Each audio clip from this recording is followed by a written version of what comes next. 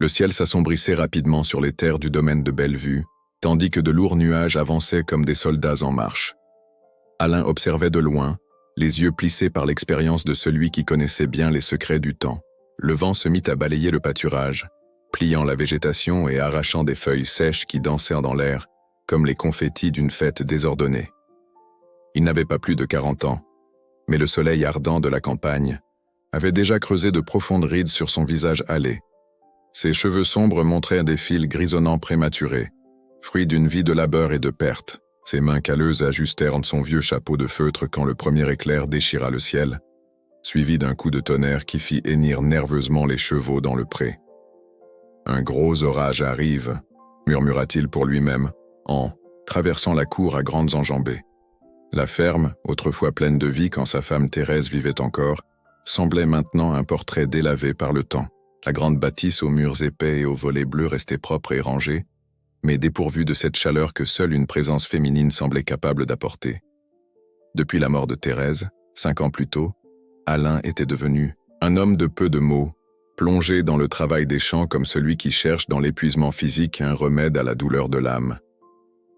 Les premières grosses gouttes commencèrent à tomber, marquant la terre ocre de petits cratères. En quelques minutes, elles se transformèrent en un rideau d'eau qui réduisait la visibilité à quelques mètres.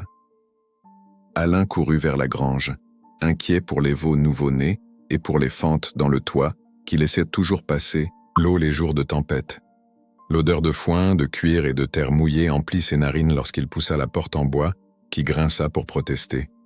La lanterne suspendue à l'entrée se balançait avec le vent qui s'infiltrait par les fentes, projetant des ombres dansantes sur les murs rustiques. C'est alors qu'il remarqua que quelque chose était différent. Un mouvement subtil derrière les meules de foin attira son attention, déclenchant une alerte instinctive. Dans un geste automatique, sa main droite descendit vers le manche du couteau accroché à sa ceinture, un geste de protection enraciné par des années de solitude à la campagne. Ses yeux, habitués à la pénombre, captèrent une silhouette qui tentait de se cacher. « Qui est là ?» demanda-t-il, sa voix grave tranchant sur le bruit de la pluie. Personne ne répondit, mais un petit sanglot trahit une présence.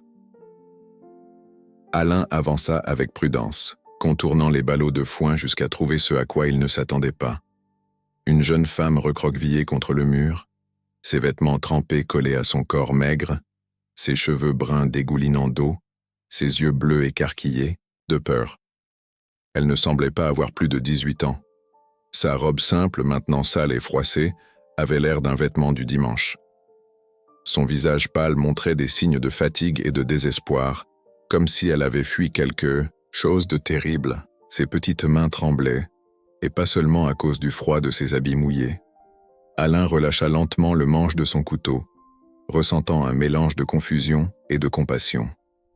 La jeune fille le fixait comme un animal traqué, prête à s'enfuir au moindre signe de menace.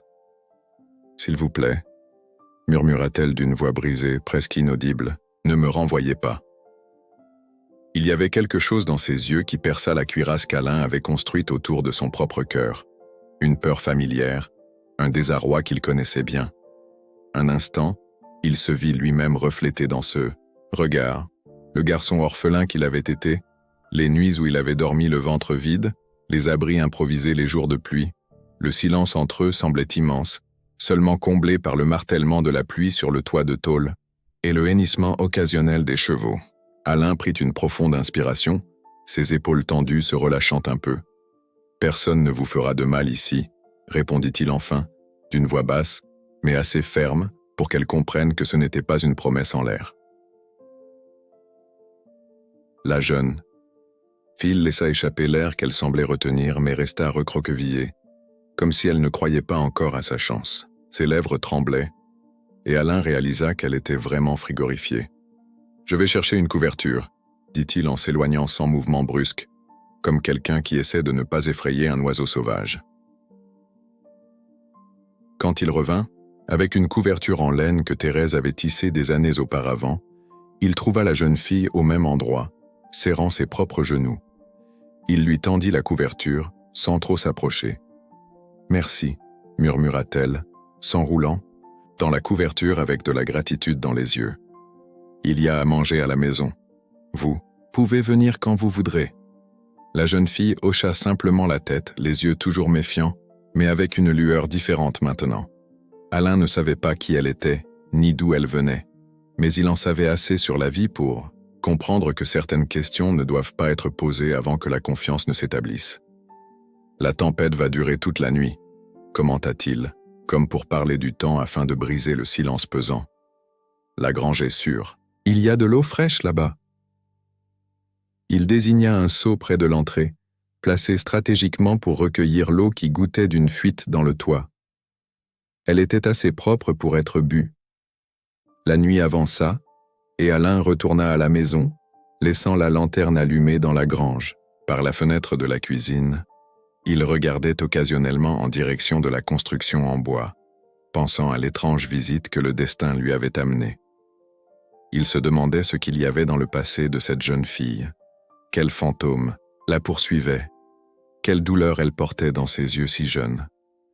Cette nuit-là, alors que la pluie continuait de tomber sur le toit de la vieille ferme, quelque chose changea dans le silence qui habitait ces terres.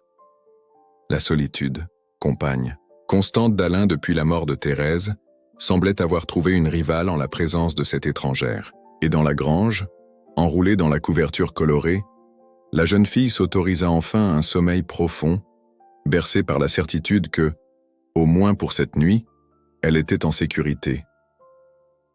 La tempête se calma à l'aube, et lorsque les premiers rayons de soleil commencèrent à dorer l'horizon, le monde semblait lavé, comme s'il renaissait. Alain se réveilla au premier chant du coq, comme toujours, mais il sentit quelque chose de différent dans l'air, une présence, un changement subtil mais indéniable.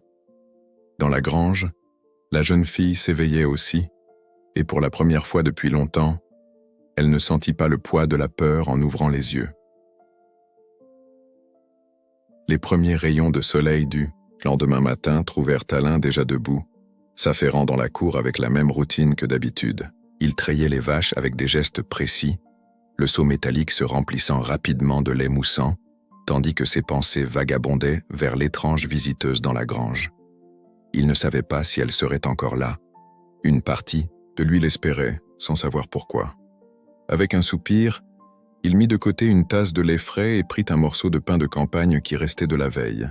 Il se dirigea vers la grange à pas mesurés, sans hâte, comme pour ne pas effrayer un animal sauvage. La porte était entr'ouverte, exactement comme il l'avait laissée. « J'ai apporté quelque chose à manger », annonça-t-il, sans entrer. Il y eut un bref mouvement dans la pénombre. La jeune fille était réveillée, assise sur le foin, la couverture encore enroulée sur ses épaules malgré la chaleur qui commençait déjà à se former. Elle semblait avoir dormi dans la même position où il l'avait laissée. Ses yeux, bleus comme les profondeurs d'un lac cristallin, observaient Alain avec un mélange de gratitude et de méfiance. Il laissa la tasse et le pain sur une petite table improvisée avec une bûche et s'éloigna, lui laissant l'espace pour s'approcher quand elle se sentirait en sécurité. « Je serai à la maison si vous avez besoin de quelque chose. » Ce fut tout ce qu'il dit avant de retourner à ses tâches. Quelque chose en lui disait que les questions et les conversations forcées ne feraient que la faire reculer. Le temps avait sa propre façon d'ouvrir les portes.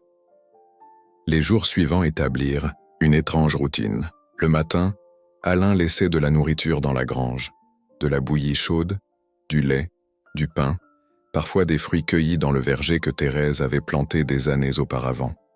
Le soir, quand il revenait, il trouvait les assiettes, vides, soigneusement empilées au même endroit. La jeune fille se montrait rarement, mais sa présence était indéniable. À la ferme de Bellevue, la vie suivait son cours. Alain réparait les clôtures, nourrissait le bétail, nettoyait les étables et préparait la terre pour les semailles qui viendraient avec les prochaines pluies. Mais, pour la première fois depuis des années, il y avait un soin différent dans ses gestes. Il allumait le poêle à bois plus tôt, préparait assez de nourriture pour 2 personnes, laissait la lanterne de la grange toujours remplie d'huile. Un matin, en revenant du ruisseau avec un seau d'eau, il surprit la jeune fille l'observant, par la fente de la porte de la grange. Elle ne se cacha pas immédiatement comme elle le faisait auparavant. Leurs yeux se croisèrent un bref instant, et Alain perçut que quelque chose avait changé dans ce regard. La peur était toujours Là, mais il y avait aussi une curiosité timide, presque enfantine. Le 5e jour, quand il revint du champ, les épaules brûlées par le soleil implacable, il trouva quelque chose de différent. Le seuil de la cuisine, qu'il laissait toujours ouvert pendant la journée, semblait avoir été balayé. Le sol en terre battue, normalement couvert de la poussière que le vent apportait, montrait les marques humides d'un balai récent. Sur la table rustique, une carafe avec des fleurs des champs donnait une touche de vie à l'environnement austère. Alain sentit un étrange serrement dans sa poitrine, une émotion qu'il ne parvenait pas à nommer. Ce simple geste, ces petites fleurs arrangées avec soin, semblait ramener un passé qu'il croyait perdu à jamais. Ce soir-là, au lieu de laisser la nourriture dans la grange, il prépara la table de la cuisine pour 2 personnes. Il plaça le ragoût de haricots fumants au centre, de grosses tranches de saucisses grillées et de la purée de potiron à la cannelle, comme Thérèse avait l'habitude de faire. Il n'appela pas la jeune fille, n'alla pas la chercher.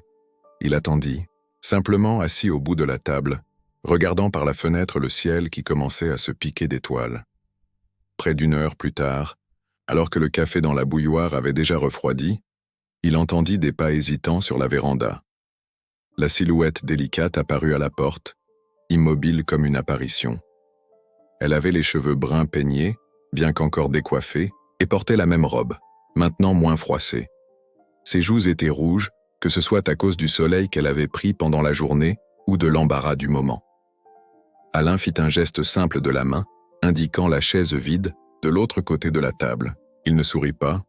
Les sourires n'étaient pas quelque chose que son visage se souvenait comment faire, mais ses yeux avaient une lueur différente, presque accueillante.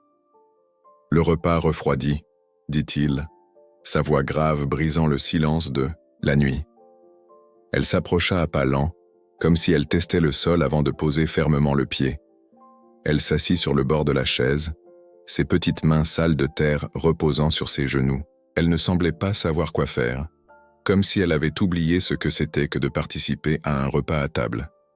« Merci pour la nourriture », murmura-t-elle, si bas qu'Alain l'entendit à peine, « et de me laisser rester. » Il hocha simplement, la tête, lui servant une assiette avant de se servir. Ils mangèrent en silence, le tintement des couverts comme unique musique dans cette cuisine qui, pendant si longtemps, n'avait connu que la solitude comme compagnie. Alain remarqua les égratignures sur ses mains, les callosités nouvellement formées qui ne correspondaient pas à la délicatesse de ses doigts. Il réalisa qu'elle avait travaillé, dans la grange, dans la cour, peut-être même dans le jardin abandonné où elle avait trouvé les fleurs, travaillant pour payer l'hospitalité silencieuse, pour justifier sa présence, pour construire une sorte de dignité dans ce refuge inattendu. « Demain, je vous apporterai des vêtements, » dit-il, quand ils eurent fini de manger. Ils étaient à ma femme. Il devrait vous aller. Ses yeux s'écarquillèrent de surprise, puis s'adoucirent d'une gratitude que les mots ne pourraient exprimer. « Vous avez une femme ?» demanda-t-elle, puis se mordit la lèvre, comme si elle regrettait sa question indiscrète. « J'en avais une, » répondit Alain en se levant pour ramasser les assiettes. « Thérèse est morte il y a 5 ans. Une fièvre qui ne passait pas. » C'était la première fois qu'il mentionnait le nom de Thérèse à voix haute depuis les funérailles. Étrangement, cela ne fit pas aussi mal qu'il s'y attendait. La jeune fille hocha la tête, une compréhension silencieuse passant entre eux. Tous deux connaissèrent la perte, bien que de manière différente. « Je peux aider avec la vaisselle », offrit-elle en se levant déjà. Ensemble, dans un silence confortable qui n'avait pas besoin d'être comblé, ils lavèrent et séchèrent les quelques ustensiles. Quand ils eurent fini, elle ne retourna pas immédiatement à la grange, comme Alain s'y attendait. Au lieu de cela, elle resta sur la véranda, regardant le ciel étoilé comme si elle cherchait quelque chose dans les constellations brillantes. « C'est beau ici », commenta-t-elle, la voix un peu plus ferme. « Si silencieux, si libre. » Alain se posta à côté d'elle, gardant une distance respectueuse. Le parfum doux de la terre et des fleurs sauvages émanait d'elle, se mêlant à l'odeur de la campagne et de la rosée du soir. « Quand j'ai acheté ces terres, il n'y avait rien d'autre que de la garrigue et de la pierre, » raconta-t-il, surpris lui-même de partager cette histoire. « Thérèse et moi avons tout construit, la maison, les tables, le verger là derrière. Elle disait qu'un jour nous aurions des enfants courant partout. Un sourire triste se forma sur ses lèvres, si bref qu'il exista à peine. Elle aurait aimé voir le jardin à nouveau en fleurs. La jeune fille tourna son visage vers lui, étudiant son profil marqué par le temps et le soleil. Il y avait quelque chose de plus dans ses yeux maintenant. Pas seulement de la gratitude ou de la peur, mais une compréhension qui allait au-delà des mots. « Demain, je peux nettoyer davantage le jardin si vous voulez », offrit-elle timidement. « J'ai vu qu'il y a beaucoup de rosiers qui ont besoin de soins. » Alain hocha la tête, et ce geste simple portait le poids d'une acceptation qui allait au-delà de l'offre pratique. C'était comme si, à ce moment-là, ils avaient tous deux établi un accord silencieux, un pacte d'aide mutuelle qu'aucun des deux n'avait besoin de verbaliser. Cette nuit-là, quand la jeune fille retourna à la grange, maintenant un peu plus rangée, avec un matelas improvisé et des draps propres qu'Alain avait mis de côté, elle sentit que quelque chose de fondamental avait changé. Ce n'était pas seulement un abri temporaire contre la tempête, c'était peut-être le début de quelque chose qu'aucun des deux ne savait encore nommer, mais qui pulsait avec la promesse silencieuse de guérison pour tous les deux. Les semaines passèrent comme des nuages dans le ciel de la campagne, lentement, mais en mouvement constant. Le mois de mai apporta avec lui une chaleur différente, moins torride, avec des matins de rosée généreuse et des après-midi dorés qui semblaient s'étirer indéfiniment à l'horizon du domaine de Bellevue. La jeune fille sans nom, comme Alain la considérait encore dans ses pensées, avait établi une présence de plus en plus solide sur la propriété. Elle ne dormait plus dans la grange, mais dans la chambre d'amis de la maison, qui était restée fermée pendant des années. Les vêtements de Thérèse, ajustés par des mains habiles, habillaient maintenant un autre corps, lui donnant une dignité que ses habits usés ne pouvaient pas lui offrir. Elle s'occupait de la maison avec un zèle presque révérencieux, comme si chaque objet avait une histoire qui devait être préservée. Alain l'observait parfois quand elle ne s'en rendait pas compte. La façon dont elle arrangeait les fleurs sur la table, comment elle passait ses doigts sur les livres poussiéreux de l'étagère, comment elle souriait aux poussins qui la suivaient dans la cour. Il y avait une délicatesse dans ses gestes qui contrastait avec la force surprenante qu'elle montrait en aidant aux tâches les plus lourdes. Alain, de son côté, se sentait partagé entre la gratitude pour cette compagnie, silencieuse et le malaise de ne pas savoir qui il abritait réellement. Il respectait son silence, comprenait que chaque personne porte ses fantômes à son propre rythme, mais il sentait aussi qu'à un moment donné, les mots non dits devraient trouver leur chemin vers la lumière. Cet après-midi-là, l'air semblait particulièrement diaphane. Le soleil déclinait dans le ciel, peignant tout d'une teinte dorée-orangée qui transformait le monde en une aquarelle vibrante. Alain travaillait à la réparation de la clôture qui séparait le pâturage principal, martelant des clous dans le bois neuf avec des coups précis. La sueur coulait sur son visage hâlé, mouillant sa chemise déjà trempée par le travail, sous le soleil. C'est alors qu'il perçut sa présence debout à quelques mètres, l'observant avec une expression différente sur le visage. Il y avait une détermination dans ses yeux bleus, une résolution qui n'était pas là les jours précédents. Elle portait une carafe de citronnade fraîche et un linge propre. « J'ai pensé que vous pourriez avoir soif », dit-elle en s'approchant avec ses pas légers, qui semblaient à peine toucher le sol. Alain s'essuya les mains sur son pantalon et accepta le verre qu'elle lui offrait. La boisson fraîche descendit dans sa gorge, apportant un soulagement immédiat. « Merci », murmura-t-il en lui rendant le verre vide. Elle ne s'éloigna pas comme elle en avait l'habitude. Au lieu de cela, elle s'assit sur une bûche tombée à proximité, serrant ses genoux contre sa poitrine. Il y avait quelque chose en elle qui semblait sur le point de déborder, comme une rivière après des pluies intenses. « Je peux rester ici un peu ?» demanda-t-elle, la voix plus ferme qu'Alain ne l'avait jamais entendue. Il hocha la tête, retournant à son travail sur la clôture. Le silence entre eux, autrefois si confortable, semblait maintenant chargé d'attente. Alain pouvait sentir son regard suivre ses mouvements, l'étudiant comme si elle cherchait quelque chose sur son visage brûlé par le soleil. « Vous ne m'avez jamais demandé mon nom », dit-elle finalement, après plusieurs minutes. Alain arrêta, son marteau en plein mouvement, le tenant suspendu un instant avant de le baisser lentement.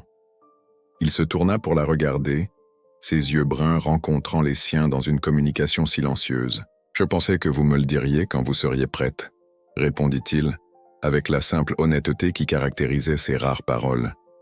Elle sourit, un petit sourire qui touchait à peine les coins de sa bouche, mais qui atteignait ses yeux d'une manière qu'Alain n'avait pas encore vue. « Je peux vous dire mon nom maintenant ?» demanda-t-elle, la voix presque un murmure comme si c'était un secret précieux. Alain laissa tomber le marteau et s'assit sur la bûche qu'il utilisait comme support, lui accordant toute son attention. C'était un geste simple mais chargé de sens. Il était prêt à écouter, à recevoir cette confidence avec le respect qu'elle méritait. « Clara, dit-elle, et le nom flotta entre eux comme un pétale emporté par la brise. « Je m'appelle Clara Dubois. » Alain laissa le nom résonner dans son esprit, testant sa sonorité. Clara, cela semblait approprié. Il y avait une luminosité en elle, même les jours où la peur assombrissait ses yeux. « Clara », répéta-t-il, comme pour sceller le moment. « C'est un joli nom. » Elle hocha la tête, ses doigts jouant nerveusement avec l'ourlet de la robe fleurie qu'elle portait. C'était l'une des préférées de Thérèse, et Alain fut surpris de réaliser que cela ne faisait pas mal de la voir sur quelqu'un d'autre. D'une certaine manière, cela semblait juste. « J'ai fui de chez moi », continua Clara, les mots sortant précipitamment maintenant, comme si elle craignait de perdre son courage. Ou plutôt, « j'ai fui une prison ». Alain fronça les sourcils mais ne l'interrompit pas. Il savait que parfois, les histoires doivent trouver leur propre chemin pour sortir de l'âme. Mon père, Auguste Dubois, est propriétaire terrien à Saint-Sauveur, à une centaine de kilomètres d'ici, expliqua-t-elle, regardant maintenant ses propres mains. Après la mort de ma mère, il s'est remarié. Élise, ma belle-mère, a à peine plus que mon âge et 2 jeunes enfants. Elle m'a toujours détesté, dès le premier jour. Clara prit une profonde inspiration, comme pour rassembler ses forces avant de plonger dans des eaux profondes. Il y a 3 mois, mon père m'a appelé dans son bureau. Il a dit qu'il avait conclu un accord avec le vieux Lambert, un homme de 60 ans qui contrôle le commerce de la région. Un homme riche, puissant, mais cruel. Tout le monde sait comment il traite les femmes, comment... Sa voix se brisa et elle déglutit difficilement avant de continuer. Mon père a dit que j'étais une monnaie d'échange, que mon mariage avec cet homme garantirait de nouvelles affaires, de nouvelles terres, de l'argent pour payer les dettes qu'il a accumulées ces dernières années. Une larme solitaire coula sur le visage de Clara, mais elle l'essuya rapidement, comme si elle était déterminée à ne pas s'abandonner aux pleurs. J'ai essayé de parler à mon père, j'ai supplié, mais il n'a pas voulu écouter. Il a dit que la date était déjà fixée, que l'accord était conclu. Ma belle-mère semblait heureuse de se débarrasser de moi. Elle parlait d'une grande opportunité, disait que je devrais être reconnaissante. Le soleil poursuivait sa descente à l'horizon, et la lumière dorée baignait le visage de Clara, d'un éclat presque éthéré, soulignant la courbe délicate de sa mâchoire, ses cils humides de larmes contenues. La nuit précédant le mariage, j'ai pris quelques affaires et je me suis enfui. J'ai marché pendant des jours, dormant où je pouvais, mangeant ce que je trouvais.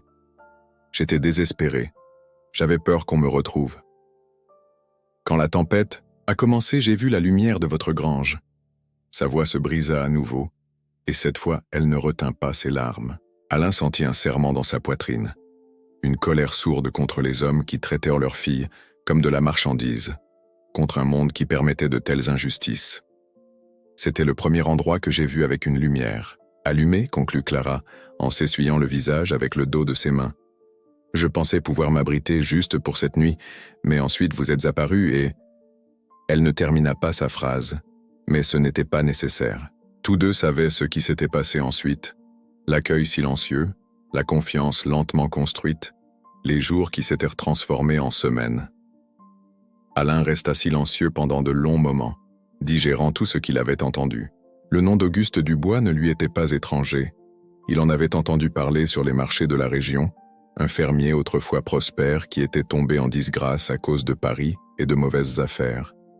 Quant au vieux Lambert, sa réputation le précédait, un homme violent enclin aux excès qui avait déjà enterré 2 épouses.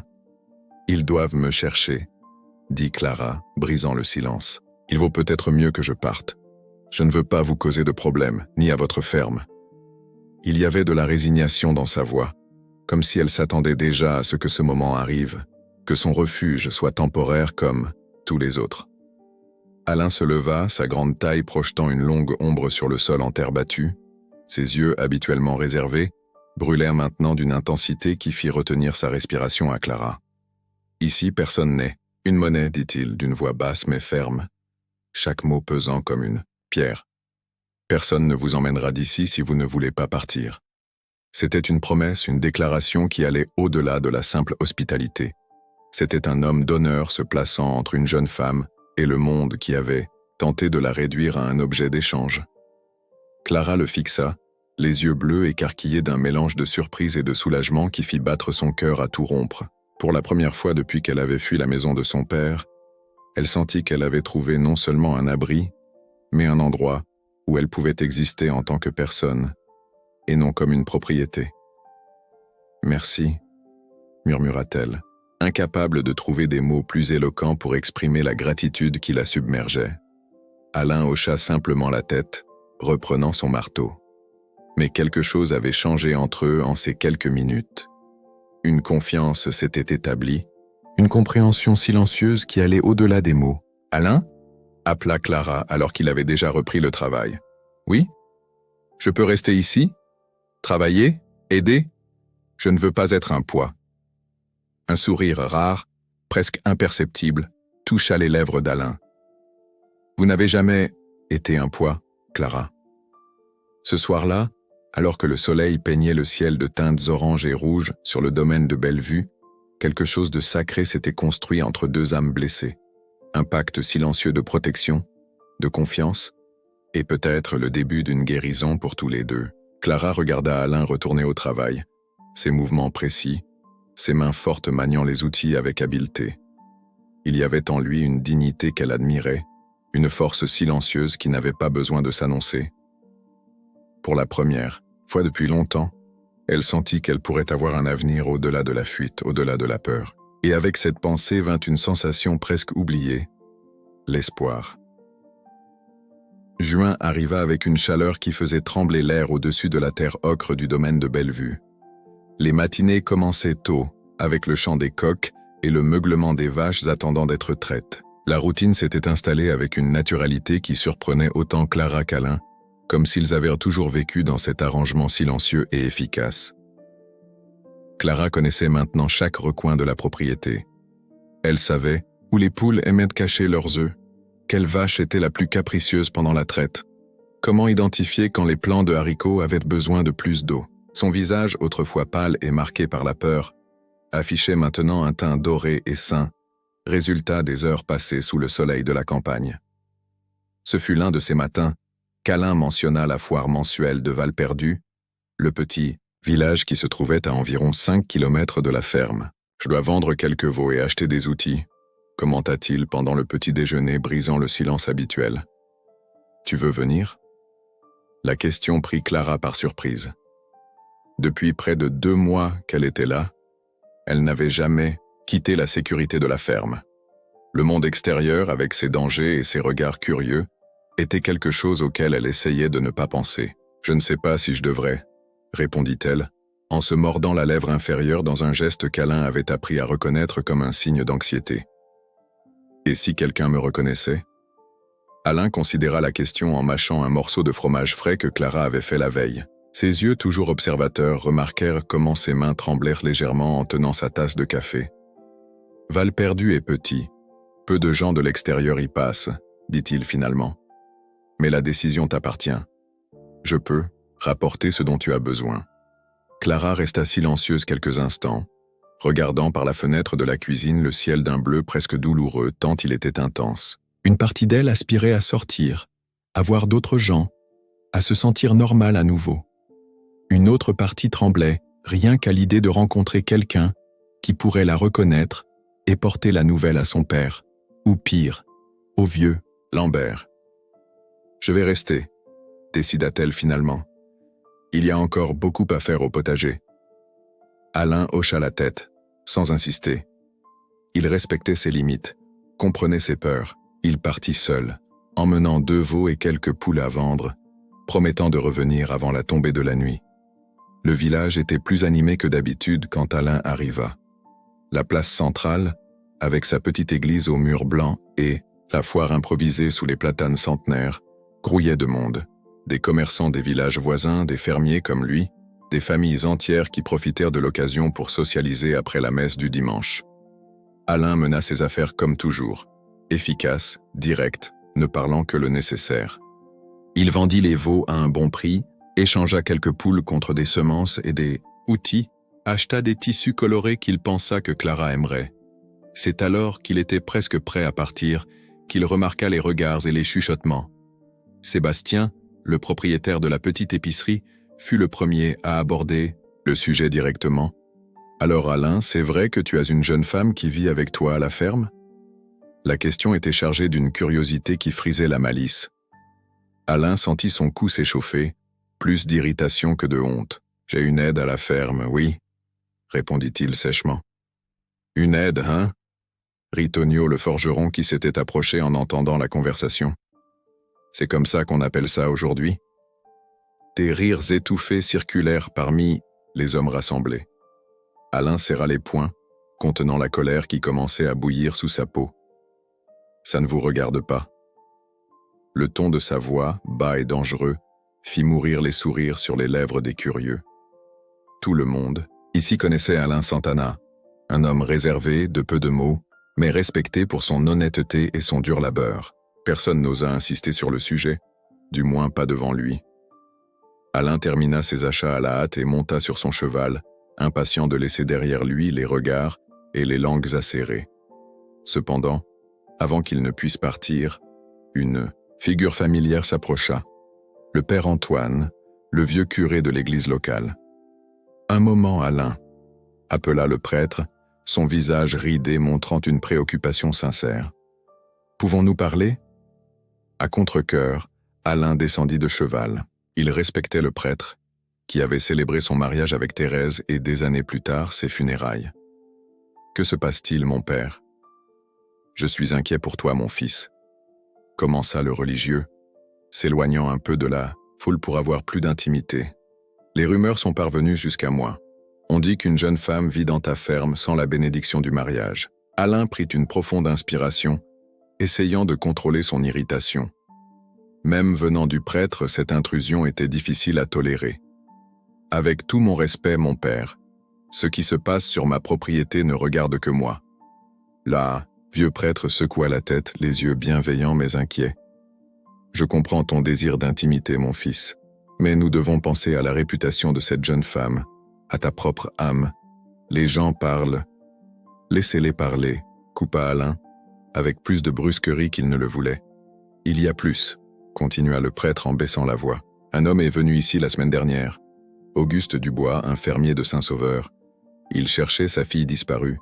Il a laissé un portrait. » Le cœur d'Alain s'accéléra, mais son visage resta impassible.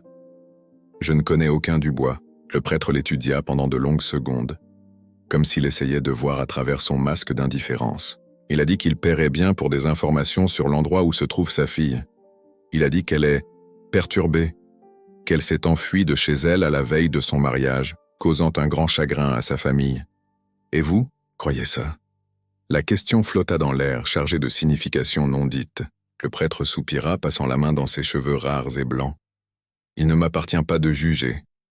Mais si cette jeune femme dans ta ferme est vraiment Clara Dubois, elle doit être rendue à sa famille. C'est la chose juste à faire. Alain remonta sur son cheval, ajustant son chapeau pour ombrager ses yeux, cachant la tempête qui s'y formait. « Elle doit être rendue à sa famille », répéta le prêtre, avec plus de fermeté. « C'est la loi de Dieu et des hommes. » Alain se pencha légèrement sur sa selle, fixant le vieux prêtre avec une intensité qui fit reculer l'autre d'un pas. « Ici, elle est libre, et moi aussi. » Sur ces mots, il éperonna son cheval et partit, laissant un nuage de poussière ocre derrière lui. Le chemin du retour vers la ferme ne parut jamais aussi long.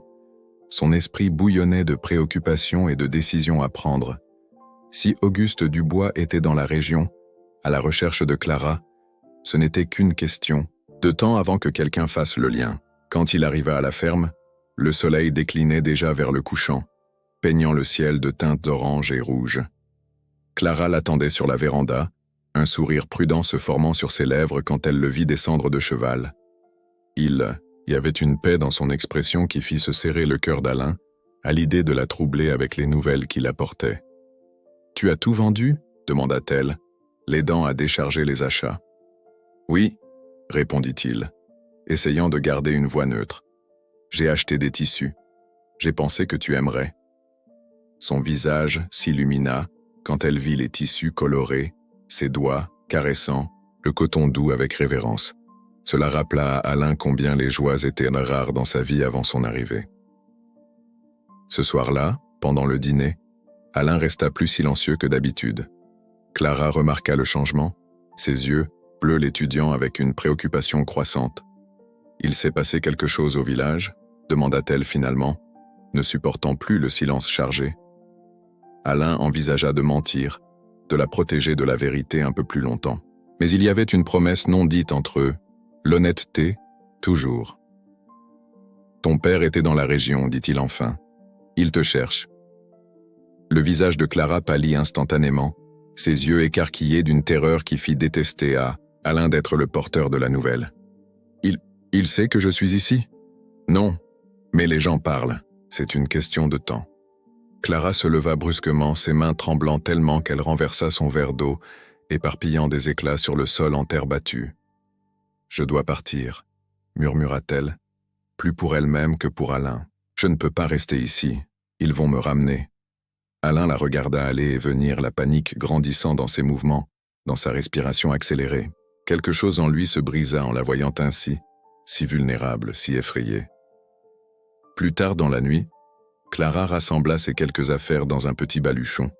Elle laissa sur la table de la cuisine une fleur des champs cueillie dans le jardin dont elle s'occupait avec un billet où elle avait seulement écrit « Merci » en petites lettres tremblantes. Elle sortit par la porte de derrière, déterminée à disparaître dans l'obscurité pour protéger l'homme qui l'avait accueillie sans poser de questions. Mais en arrivant à la grange, là où tout avait commencé, elle vit la lumière de la lanterne allumée. Alain était là, assis sur une botte de foin, la fleur qu'elle avait laissée entre ses doigts calleux. « Ce n'est pas toi qui vas partir, » dit-il, sa voix grave tranchant le silence de la nuit. « C'est le reste du monde qui doit apprendre à se taire. » Clara sentit les larmes lui brûler les yeux, la gorge serrée par une émotion qu'elle ne pouvait nommer. À ce moment, elle sut qu'elle avait trouvé plus qu'un refuge. Elle avait trouvé quelqu'un qui la défendrait contre le monde entier, si nécessaire. Et pour la première fois depuis son arrivée au domaine de Bellevue, Clara sourit sans peur. Le temps au domaine de Bellevue semblait suivre un rythme propre, marqué par le lever et le coucher du soleil, le cycle des cultures, le vent qui soufflait parfois doucement, et d'autres fois soulevait des tourbillons de poussière ocre dans la cour. 3 mois s'étaient écoulés depuis la nuit où Clara avait tenté de partir, et où Alain l'avait convaincue de rester. 3 mois de travail constant, de reconstruction silencieuse, d'une routine qui apportait la sécurité à tous les deux. La peur initiale de Clara s'était transformée en une prudence vigilante. Elle évitait toujours d'aller à Valperdu, mais ne se cachait plus dans la maison quand un rare voisin apparaissait à la propriété. Alain, de son côté, était devenu son bouclier et son ancre, une présence constante qui, même sans beaucoup de mots, transmettait la certitude qu'elle n'était pas seule. Ce matin de septembre, le ciel était particulièrement bleu, sans un seul nuage pour briser l'immensité céleste. Clara se réveilla avant l'aube, comme c'était devenu son habitude. Elle enfila l'une des robes qu'elle avait cousues avec les tissus qu'Alain avait rapportés du village, un bleu clair avec de petites fleurs brodées sur le décolleté. Ses cheveux, maintenant plus longs, étaient attachés en une simple tresse qui tombait sur son épaule droite. Dans la cuisine, elle prépara le café fort qu'Alain appréciait et mit de côté les œufs qu'elle utiliserait pour le pain qu'elle cuirait plus tard. Par la fenêtre, elle pouvait le voir déjà à l'étable, nourrissant les animaux avec l'efficacité silencieuse qui caractérisait tous ses mouvements. Il y avait une beauté austère chez cet homme, pensa Clara, quelque chose qui allait au-delà de l'apparence physique, une force intérieure, une dignité qui venait du fait d'affronter la vie selon ses propres termes. Quand il entra pour Le café, il avait un air pensif que Clara savait déjà reconnaître. « Tu penses à quelque chose ?» demanda-t-elle en plaçant une tasse fumante devant lui. Alain hocha la tête, prenant une gorgée de café avant de répondre. « Je pensais t'apprendre à monter à cheval aujourd'hui, » dit-il finalement. « C'est bien que tu saches. Au cas où. » Clara sentit un frisson parcourir son échine. Au cas où signifiait « au cas où tu devrais fuir à nouveau ».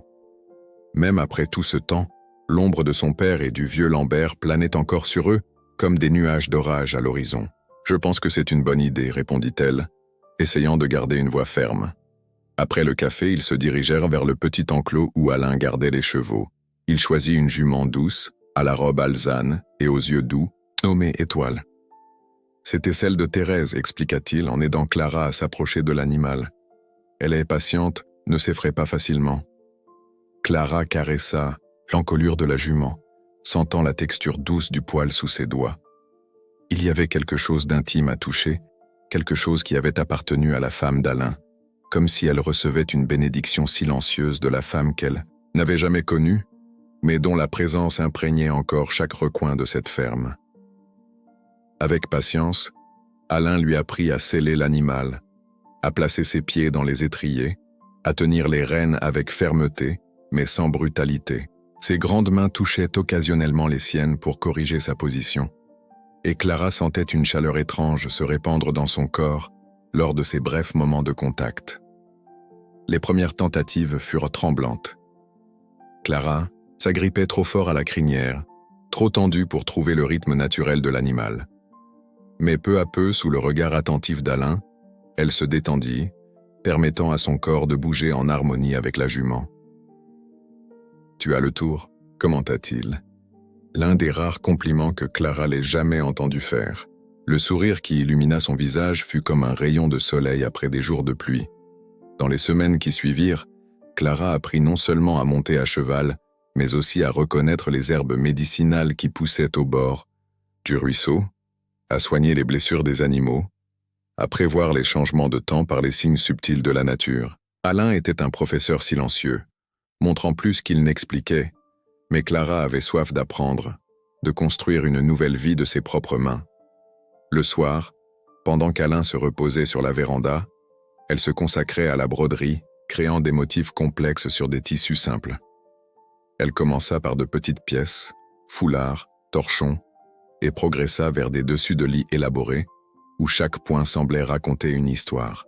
C'était comme si tout l'amour et la gratitude qu'elle ne pouvait exprimer par des mots étaient canalisés par ses mains habiles. Un matin, Alain la surprit avec une proposition inattendue. « Je vais à la foire au village demain. On pourrait emporter tes dessus de lit pour les vendre. » Clara sentit son cœur s'accélérer. L'idée d'aller au village, d'affronter les regards et les commentaires qui existaient certainement, l'effrayait. Mais en même temps, il y avait un désir croissant de tester ses propres limites, de récupérer un peu de la liberté que la peur lui avait volée. « Je pense que je suis prête, » répondit-elle, après un moment d'hésitation. Le jour 2, la foire se leva clair et chaud. Clara mit sa plus belle robe, verte comme les jeunes feuilles du printemps, et attacha ses cheveux en un chignon simple, orné d'une petite fleur cueillie dans le jardin. Ses mains tremblaient légèrement, tandis qu'elle emballait soigneusement les dessus de lit dans un tissu propre, protégeant le travail de plusieurs mois. Alain l'observait avec un mélange d'admiration et d'inquiétude. Elle avait tellement changé depuis la nuit de la tempête. Son corps fragile avait gagné en force, son visage pâle avait acquis un teint doré et sain, ses yeux autrefois constamment effrayés, brillaient maintenant de détermination. Pourtant, il savait que les cicatrices invisibles restaient, que la peur la visitait encore dans les nuits les plus sombres. « Prête ?» demanda-t-il, quand tout fut rangé dans la charrette. Clara hocha la tête, montant à côté de lui avec une dignité qui emplit la poitrine d'Alain d'une fierté inexplicable. Val perdu était animé quand ils arrivèrent.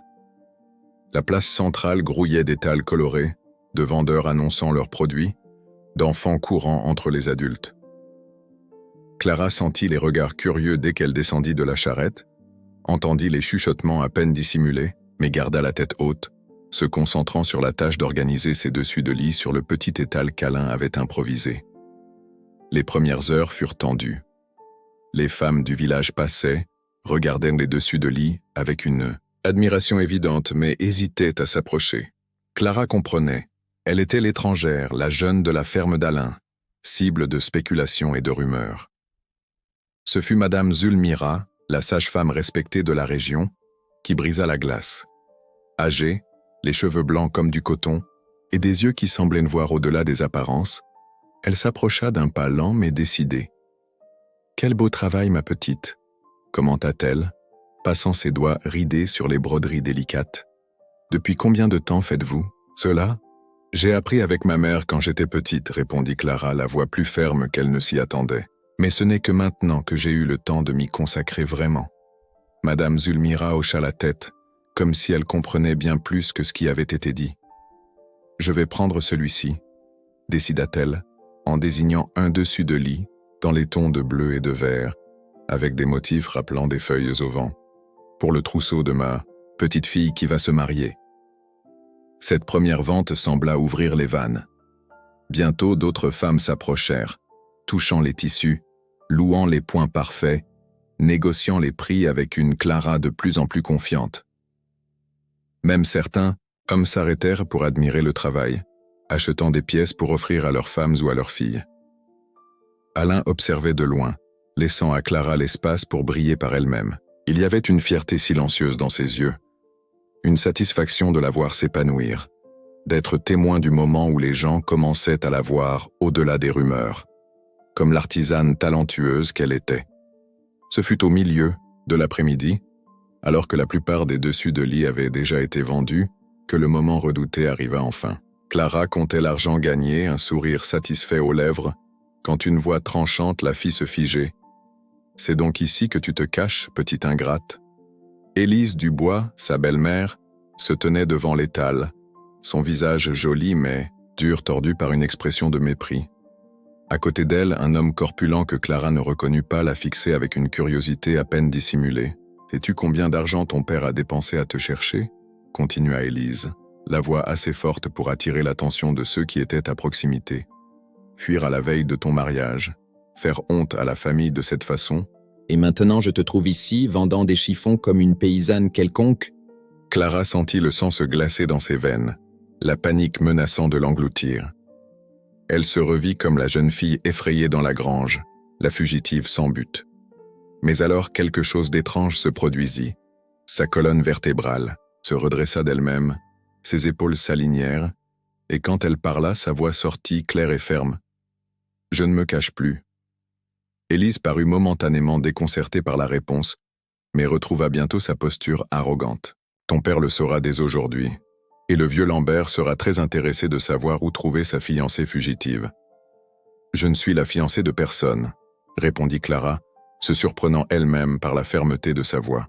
« Et je ne reviendrai pas. » La belle-mère fit un pas en avant, le visage tordu de colère mais fut interrompu par une main ferme sur son épaule. Alain s'était matérialisé à côté de Clara, sa présence grande et solide comme une muraille protectrice. « Madame a dit ce qu'elle avait à dire, » dit-il, avec une tranquillité qui ne faisait qu'intensifier la menace implicite. « Maintenant, s'il vous plaît, poursuivez votre chemin. » Élise regarda Alain, puis Clara, puis les gens qui observèrent la scène avec un intérêt à peine dissimulé. Réalisant qu'elle n'obtiendrait pas ce qu'elle voulait là, elle tourna les talons et partit, tirant l'homme qui l'accompagnait. « Ce n'est pas fini !» cria-t-elle déjà de loin. Un silence pesant s'abattit sur ce coin de la foire. Clara sentait son cœur battre comme un tambour dans sa poitrine, le visage chaud de honte et de peur. Elle s'attendait à voir du jugement dans les regards autour d'elle, mais ce qu'elle trouva la surprit. Madame Zulmira s'approcha à nouveau, lui touchant le bras avec gentillesse. « Tu es radieuse, ma petite, » dit la vieille femme avec un sourire qui créait 1000 rides sur son visage sage. « C'est bien que tu sois restée. » D'autres femmes hochèrent la tête, certaines s'approchant pour acheter les pièces restantes, comme pour manifester leur solidarité. Les hommes retournèrent à leurs occupations, mais sans les regards malicieux d'avant. Il y avait maintenant quelque chose comme du respect dans leurs expressions. Ce jour-là, alors qu'ils rangeaient la charrette pour retourner à la ferme, Clara pleura. Ce n'étaient pas des larmes de peur ou de tristesse, comme tant d'autres qu'elle avait déjà versées, mais de gratitude pour la liberté conquise pas à pas, pour le respect qu'elle commençait à construire de ses propres mains, pour la présence silencieuse mais inébranlable d'Alain à ses côtés. Et elle sut, avec une certitude qui venait du fond de son âme, qu'elle avait fait le bon choix cette nuit de tempête, quand elle avait cherché refuge dans la grange d'un inconnu et trouvé, sans le savoir, le chemin de la maison. L'été céda, la place à l'automne, et l'automne annonçait déjà l'arrivée de l'hiver avec des matins plus frais et des nuits qui demandaient des couvertures supplémentaires. Le domaine de Bellevue, autrefois silencieux comme un lieu abandonné, pulsait maintenant d'une vie renouvelée qui se manifestait dans les détails. Des rideaux colorés se balançant aux fenêtres toujours ouvertes, l'arôme constant de pain, frais et d'herbes séchant, les chansons que Clara fredonnait en travaillant dans le jardin qu'elle avait complètement transformé. La rencontre avec Élise à la foire, des mois plus tôt, avait apporté des jours de tension et des nuits de veille. Alain avait renforcé les serrures, gardé le fusil de chasse toujours, chargé, dormi plusieurs nuits sur la véranda, alerte au moindre mouvement suspect. Clara se réveillait en sursaut au moindre bruit, le cœur battant à l'idée d'hommes envoyés par son père ou par le vieux Lambert envahissant la propriété pour l'emmener. Mais les jours passèrent, les semaines se transformèrent en mois et rien ne se passa. Peut-être qu'Élise avait menti en disant qu'elle le dirait à son père, peut-être qu'Auguste Dubois avait renoncé à chercher sa fille, ou peut-être, et c'était l'espoir secret de Clara, que le vieux Lambert avait trouvé une autre fiancée pour satisfaire ses désirs de pouvoir et de domination. Peu à peu, la peur céda la place à une confiance prudente et la vie à la ferme trouva un nouveau rythme, plus plein et harmonieux qu'auparavant. Pour Clara, chaque jour apportait une nouvelle découverte, une nouvelle compétence acquise. Elle avait appris à faire des fromages qui commençaient déjà à se faire un nom dans la région, à préparer des conserves de fruits et de légumes pour les temps de disette, à soigner des blessures avec des herbes médicinales. Ses dessus de lit et ses broderies étaient maintenant vendus régulièrement aux foires mensuelles de Val-Perdu, rapportant un argent qu'elle gardait précieusement dans une boîte cachée sous une latte de plancher, dans sa chambre, son premier trésor, fruit exclusif de son propre travail. Et il y avait Alain, l'homme de peu de mots qui l'avait accueilli sans poser de questions, qui lui avait appris à survivre, qui l'avait défendu quand c'était nécessaire, changeait aussi. Son visage autrefois toujours grave, s'ouvrait maintenant occasionnellement en sourire discret. Sa voix, autrefois utilisée uniquement pour l'essentiel, s'étendait maintenant parfois en histoire du passé, souvenir d'une enfance difficile, récit des premières années à la ferme avec Thérèse. Ils avaient développé une danse silencieuse, de gestes et de regards qui se passaient de mots. Clara savait quand Alain avait besoin de silence après une journée exténuante, et il avait appris à reconnaître quand elle aspirait à une conversation pour chasser les fantômes qui la visitaient. Parfois encore, ils se déplaçaient dans la maison et sur la propriété comme deux parties d'un même organisme, se complétant dans les tâches, respectant les espaces de l'autre, construisant quelque chose qu'aucun des deux n'osait encore nommer. Ce matin, de juin particulier, l'air était spécialement limpide après une nuit de pluie légère. Clara se réveilla au premier chant du coq, comme c'était devenu son habitude. Elle s'habilla rapidement et alla à la cuisine préparer le café qu'ils partageraient avant de commencer la journée de travail. Par la fenêtre, elle vit Alain déjà à l'étable, nourrissant les animaux. Il y avait quelque chose de différent en lui aujourd'hui, une énergie contenue, une inquiétude subtile que seule une personne qui le connaissait bien pouvait remarquer. Quand il entra pour le café, il tenait dans ses mains un simple bouquet de fleurs sauvages cueillies au bord du pâturage. Il l'offrit à Clara sans un mot, juste avec un geste presque timide qui lui rappela un garçon, et non l'homme, fort et sûr qu'elle connaissait. « Elles sont magnifiques », le remercia-t-elle, sentant son visage s'échauffer sans comprendre exactement pourquoi. Elle mit les fleurs dans une carafe d'eau et s'assit à table pour le repas habituel. Elle remarqua qu'Alain l'observait avec une intensité différente, comme s'il était en train de prendre une décision importante. « Ça fait presque un an », dit-il finalement, brisant le silence. Clara hocha la tête, comprenant immédiatement. Cela faisait presque un an depuis la nuit de la tempête, depuis leur première rencontre dans la grange, depuis le début de la nouvelle vie qu'ils avaient construite ensemble. « Le temps passe différemment ici », commenta-t-elle avec un doux sourire.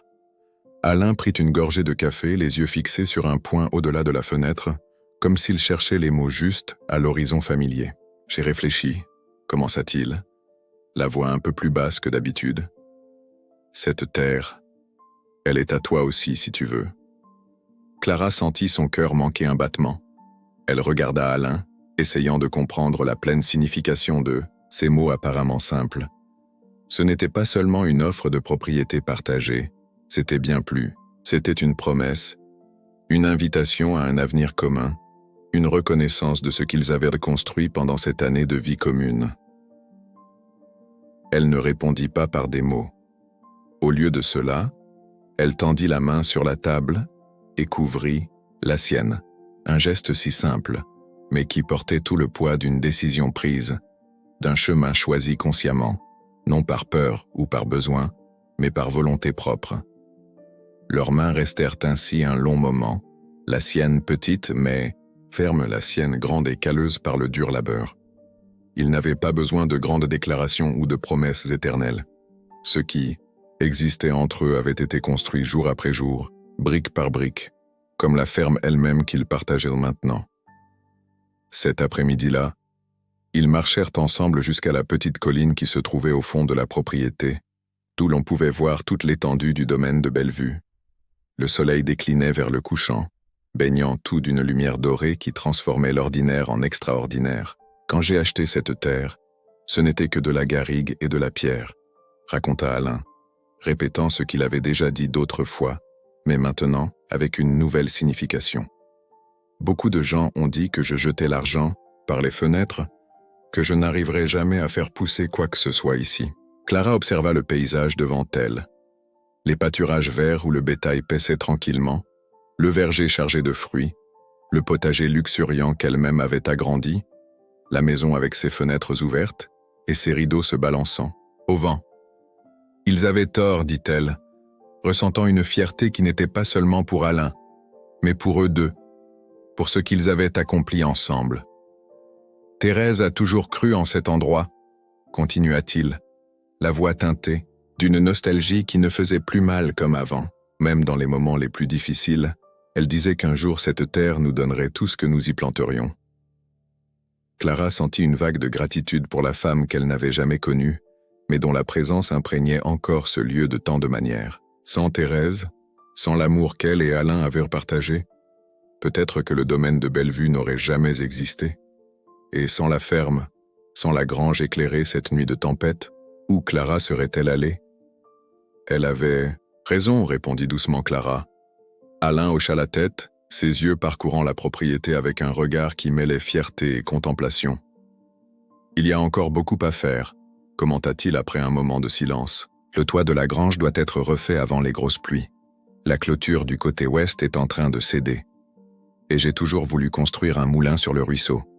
Il y avait une invitation implicite dans ces mots, des plans, pour un avenir qui s'étendait bien au-delà du présent, des projets qui exigeraient des années pour être concrétisés. Clara ressentit une profonde émotion en réalisant qu'Alain l'incluait naturellement dans cet avenir, qu'il la voyait comme une partie permanente de cette terre, de cette vie. « On peut commencer par le toit de la grange », suggéra-t-elle, acceptant l'invitation non verbalisée, avant que les pluies n'arrivent. Un sourire rare illumina le visage d'Alain, atteignant même ses yeux qui restaient habituellement sérieux. C'était un sourire qui transformait ses traits, qui révélait l'homme qui existait sous les couches de réserve et de prudence construites par des années de solitude. En rentrant à la maison, ils marchaient côte à côte, leurs bras se touchant, occasionnellement, un confort dans la présence de l'autre qui n'avait pas besoin de mots pour s'exprimer. Le soleil se couchait à l'horizon, projetant de longues ombres sur le chemin de terre battue. La nouvelle que Clara s'était installée de façon permanente à la ferme d'Alain se répandit rapidement dans la région. Les premières semaines, les commentaires malveillants persistèrent, des langues acérées qui parlaient de péché et de vie en concubinage, qui remettaient en question la morale de tous les deux, qui spéculaient sur le passé de Clara. Mais, peu à peu, les langues se turent. Il était difficile de maintenir un jugement face à la dignité avec laquelle Clara se présentait aux foires, à la qualité des produits qu'elle apportait, à la manière respectueuse dont elle et Alain se traitaient en public. Les femmes du village d'abord hésitantes, commencèrent à la solliciter pour commander des broderies, échanger des recettes, demander des conseils sur les herbes médicinales. Et quand les gens commencèrent à l'appeler Clara de Bellevue, il n'y avait plus de malice dans le ton, juste la reconnaissance d'un fait accepté par la communauté. Même le père Antoine, après des mois de sermons voilés sur le fait de vivre dans la droiture, sembla faire la paix avec la situation, visitant occasionnellement la ferme pour bénir les cultures ou simplement partager un café sur la véranda. Quand, à Auguste Dubois et au vieux Lambert, ils ne réapparurent jamais. Peut-être avaient-ils vraiment abandonné. Peut-être attendaient-ils simplement le bon moment. Clara maintenait une surveillance discrète, mais ne laissait plus la peur contrôler, savez. Elle avait appris que certaines batailles doivent être menées si et quand elles arrivent, et non anticipées dans des nuits d'insomnie. Le domaine de Bellevue, qui avait un jour été seulement le rêve d'un jeune couple, s'épanouissait maintenant, sous les soins de deux âmes qui avaient trouvé dans la solitude partagée une nouvelle forme de plénitude. La maison, autrefois silencieuse comme une tombe, respirait maintenant, portes et fenêtres toujours ouvertes, rideaux dansant au vent, l'arôme de nourriture fraîchement préparée, des rires occasionnels brisant le silence habituel. Un dimanche après-midi, assis sur la véranda après le déjeuner, Alain observait Clara coudre une nouvelle robe avec du tissu acheté à la foire. Ses doigts agiles maniaient l'aiguille avec précision, créant des points si petits qu'ils semblaient invisibles. Le soleil jouait dans ses cheveux bruns, mettant en valeur des reflets dorés qu'il n'avait jamais remarqués auparavant. « Tu sais ce que les gens au village disent » commenta-t-elle, sans lever les yeux de son travail. « Quoi ?»« Que la Clara de Bellevue fait le meilleur fromage de la région » répondit-elle, avec un sourire qui illuminait tout son visage. Il y avait une fierté simple dans ces mots, une satisfaction authentique d'avoir conquis sa place non seulement à la ferme, mais dans la communauté. Elle n'était plus la jeune fille effrayée fuyant un mariage forcé, ni l'étrangère cible de commérages malveillants. Elle était Clara, artisane respectée, femme indépendante, partie essentielle du domaine de Bellevue. Alain l'observait avec un mélange d'admiration et de quelque chose de plus profond qu'il ne savait nommer. Il se souvint de la façon dont il l'avait trouvée cette nuit de tempête, fragile, terrorisée, presque brisée par la peur. Il regarda la femme forte et sereine devant lui et sentit une chaleur dans sa poitrine qui n'avait rien à voir avec le soleil de l'après-midi. « Clara de Bellevue », répéta-t-il, testant la sonorité. « Ça sonne bien. » Elle leva les yeux de sa broderie, rencontrant les siens avec un regard qui parlait de compréhension mutuelle, de chemins parcourus, ensemble, de batailles gagnées côte à côte. Ils n'avaient pas besoin de grandes déclarations ou de gestes dramatiques. Leur amour n'était pas fait de poésie récitée ou de promesses éternelles. Il se construisait au quotidien, dans les petites gentillesses, le respect mutuel, la confiance lentement établie. C'était un amour qui grandissait comme les plantes dans le jardin dont Clara s'occupait, avec patience, avec une attention constante, avec la certitude que certaines choses ont besoin de temps pour révéler leur véritable beauté. En ce crépuscule tranquille, avec le soleil se couchant derrière les collines et l'odeur du jasmin dans l'air, deux personnes que la vie avait profondément blessées trouvaient, l'une en l'autre, non seulement du réconfort, mais la chance de recommencer. Ce n'était pas une fin parfaite de conte de fées, c'était quelque chose de plus vrai et de plus rare, un nouveau départ imparfait, construit avec l'argile de la vie réelle, jour après jour, choix après choix. Et lorsque les voisins l'appelèrent définitivement Clara de Bellevue, plus personne n'osait chuchoter. Ils avaient gagné, non par le scandale, mais par la constance, le travail et une vérité indéniable qui brillait comme le soleil du matin sur le domaine. De Bellevue, les cœurs les plus meurtris sont ceux qui savent le mieux accueillir.